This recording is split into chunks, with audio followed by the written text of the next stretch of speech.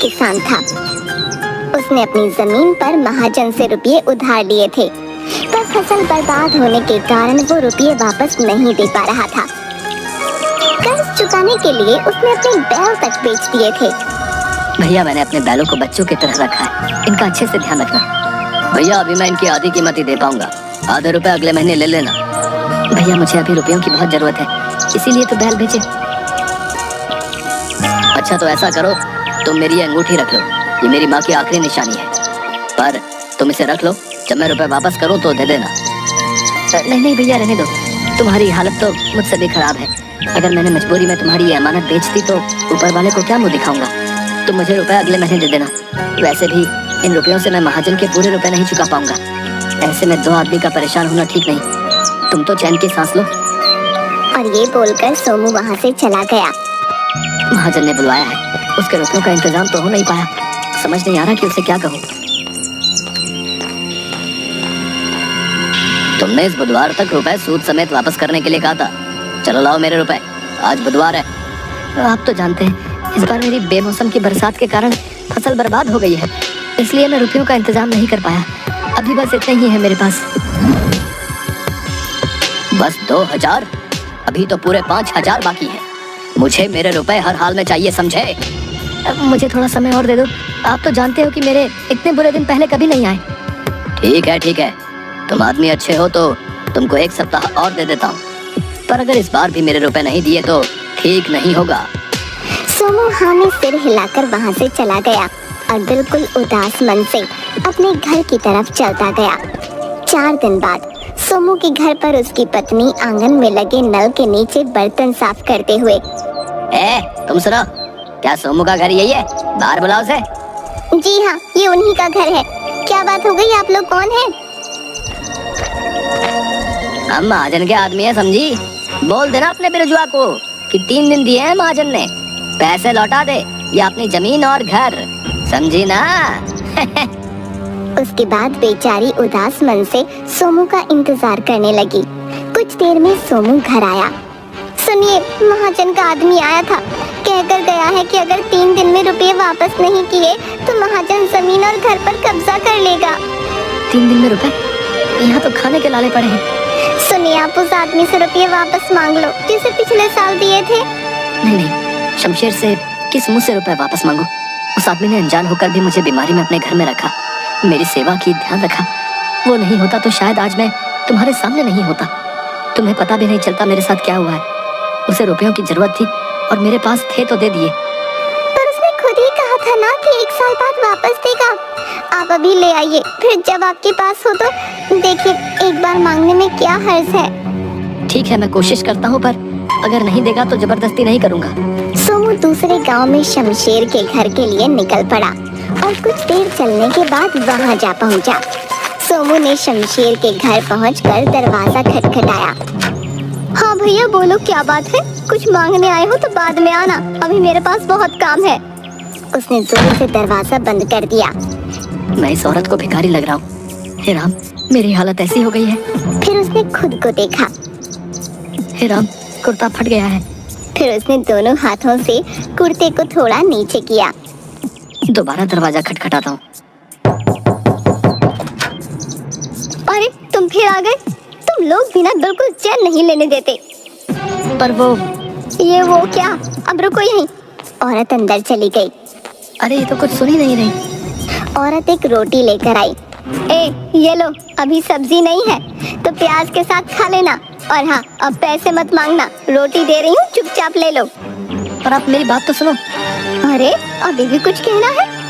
शमशेर को बुला दो, उससे काम है। कौन शमशेर?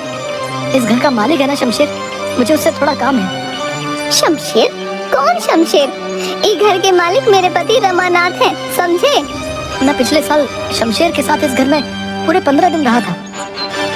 ओ भिखारी, तुम पिछले साल की बात कर रहे हो रे? मेरे ब्याह को 10 साल हो गए हैं। मैं 10 साल से यहाँ रह रही हूँ। मेरे पति जन्म से। ये घर उनके पुरखों का है, पुरखों का, समझे? और मैं शमशेर के साथ इसी घर में था।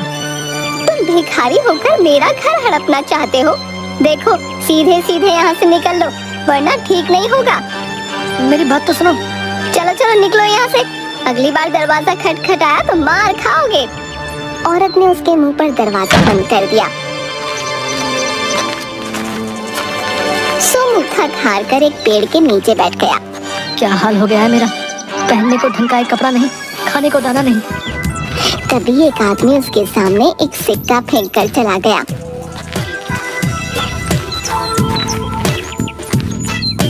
शायद सच्ची में मैं भिखारी लग रहा हूँ। तभी उसकी नजर सामने एक घर के आंगन में घड़े बनाते कुम्हार पर पड़ी। उसे देखकर सोमू कुछ याद करने लगा। सोमू सड़क पर चक्कर खाकर गिर गया। उसे बहुत चोट लगी और खून बहने लगा। तभी वहाँ शमशेर आ गया। ए भैया संभल कर, लो मेरा हाथ पकड़ो। शमशेर ने उसे सहारा देकर खड़ा किया और घर ले गया। तुम तो चलने की हालत में नहीं हो, तुम्हें तो बहुत तेज बुखार भी है। ऐसा करो, कुछ दिन यहीं मेरे साथ इस घर में रहो, जब अच्छे हो जाओ तो चले जाना। सोमू खड़े होने की कोशिश करता है पर गिर गया। अरे रे भैया संभल कर, कहीं ऐसा ना हो कि जिंदगी भर ना चल पाओ। ना ना ऐसा मत बोलो, तो आराम करो। शमशेर ने उसकी बहुत सेवा की। सोमू अब थोड़ा बहुत चलने लगा। यहाँ भीतर पड़े पड़े जी घबराने लगा है, थोड़ा बाहर हो आऊं। अकेले कहीं चक्कर खा के गिर ना पड़ो, अभी भी बहुत कमजोर लग रहे हो। चलो मैं भी चलता हूँ। दोनों घर से बाहर निकले तो सामने वाले घर में घड़े बनाते हुए कुम्हार ने आवाज दी। ए भैया कहाँ जा रहे हो? तुम तो जब से आए हो घर में ही कैद हो, बाहर ही नहीं निकलते। दोनों उसके पास जाते हैं। भैया तबीयत ठीक नहीं है, इतने दिनों से कोई आज जाकर बुखार उतरा है। एकदम मुरझाए लग रहे हो। तभी मैं सोचूं पड़ोस में नया आदमी आया और कोई बातचीत नहीं। ए देखो, तुमको तो ढंग से धोती तक बांधनी नहीं आती है। ठीक तो है? नहीं ठीक नहीं है, तुमको चलने में दिक्कत हो रही होगी। मैं बताता हूँ ठीक कैसे होगी। कुम्हार ने सोमू की धोती को थोड़ा पीछे से खींचा। अब ठीक लग रही है। हाँ अब सही है। सोमू कुम्हार के पास गया। भैया जरा सुनो तो। ए तुम अंदर मत आओ, वहीं रहो। पता चले कुछ तोड़ फोड़ दिया तो बिना बात के नुकसान हो जाएगा।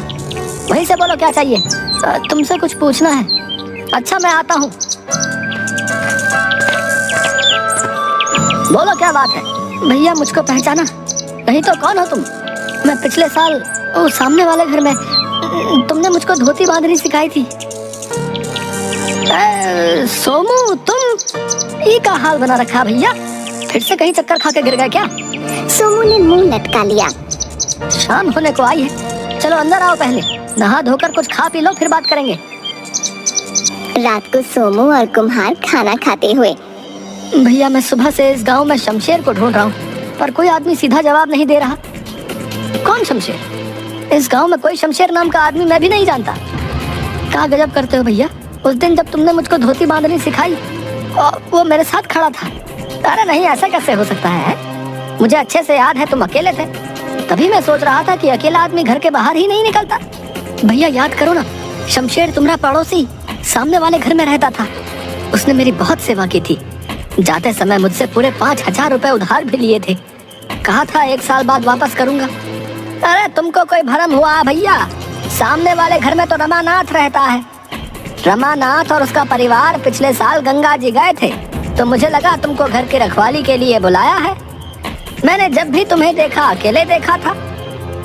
मुझे इस गांव के बारे में कुछ नहीं पता भैया। मुझे तो यहाँ शमशेर लेकर आया था।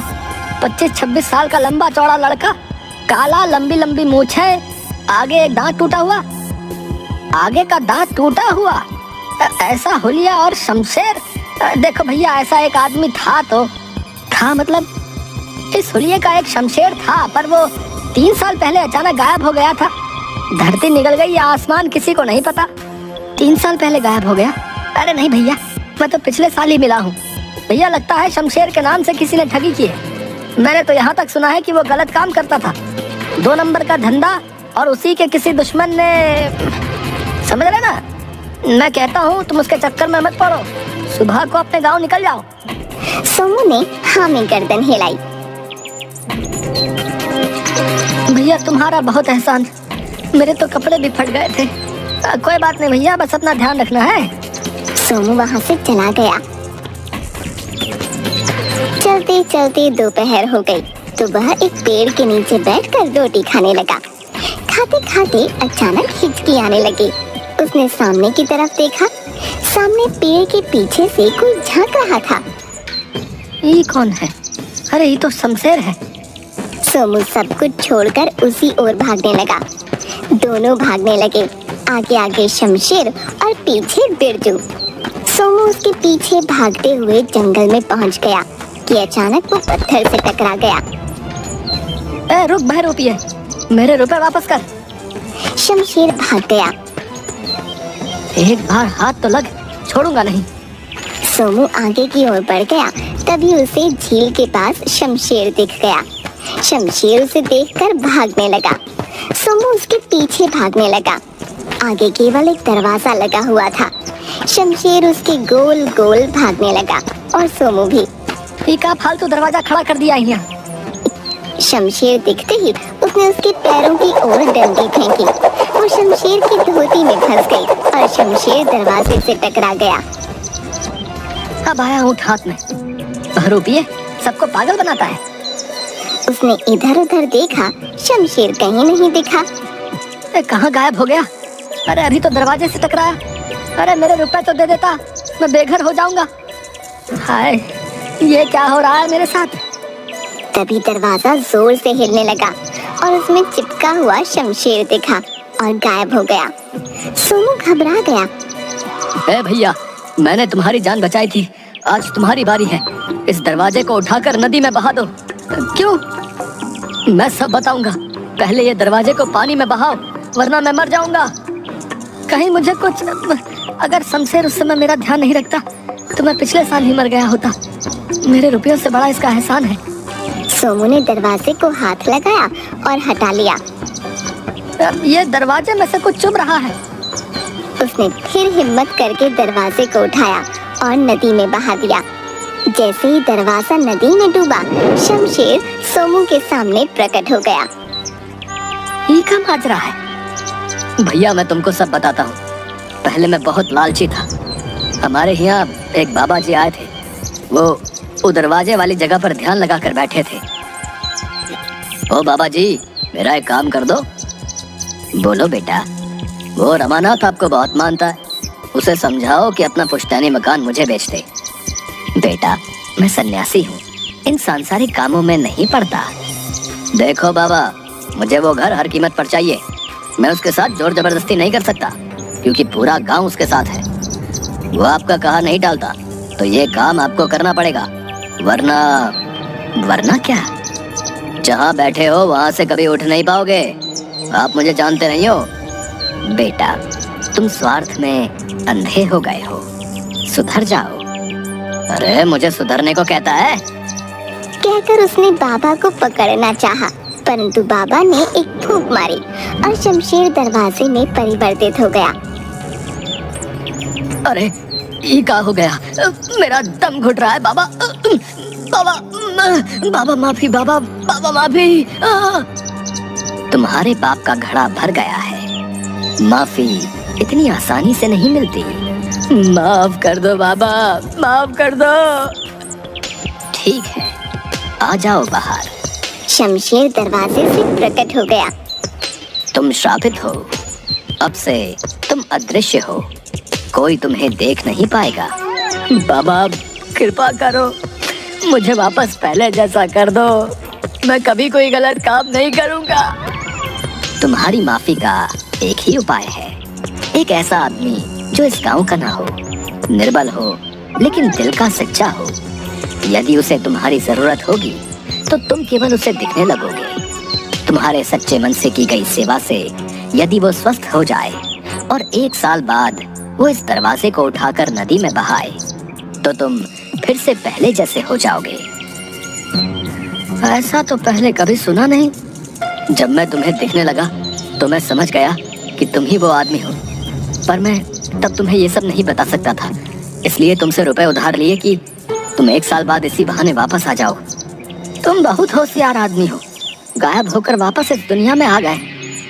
शमशेर ने वहीं मिट्टी में गड्ढा खोदकर एक डिब्बा निकाला। ये लो तुम्हारे रुपए, जैसे दिए थे वैसे ही हैं। सूद मैं बाद में दे दूंगा। ना भैया, मेरा काम इन्हीं रुपयों से हो जाएगा। देखो, आज फिर तुमने मेरी मदद कर दी। तुम बहरूपिया नहीं हो भैया, तुमने तो मेरी जिंदगी वापस की है। अब मैं भी तुम्हारी तरह सच्चा आदमी बनूंगा।